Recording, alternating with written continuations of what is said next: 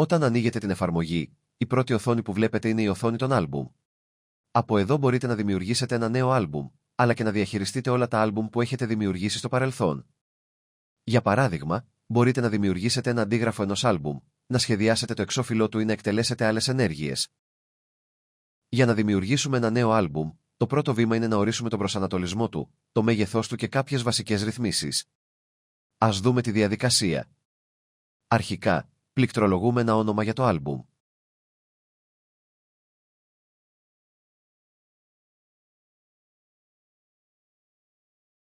Οι μονάδες μέτρησης παραμένουν ίδιες αφού τις επιλέξετε για πρώτη φορά.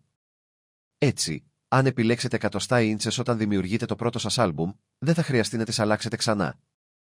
Στη συνέχεια επιλέγουμε τον τύπο του άλμπουμ, τον προσανατολισμό του και το μέγεθός του. Έπειτα ορίζουμε τον αριθμό των σαλονιών που θέλουμε να έχει το άλμπουμ. Αν θέλουμε διαφορετικό χρώμα φόντου για τις σελίδες, αντί για το προεπιλεγμένο λευκό, μπορούμε να το επιλέξουμε από εδώ. Να έχετε υπόψη ότι αυτές οι δύο τελευταίες επιλογές, ο αριθμός των σαλονιών και το χρώμα φόντου, μπορούν να αλλάξουν και αργότερα μέσα στο περιβάλλον σχεδίασης, οπότε εδώ απλώς ορίζουμε ένα αρχικό σημείο. Τέλος, πατάμε το κουμπί Δημιουργία άλμπουμ. Στη συνέχεια η εφαρμογή μας μεταφέρει στην οθόνη δημιουργίας των σαλονιών, όπου μπορούμε να ξεκινήσουμε να σχεδιάζουμε το άλμπουμ μας.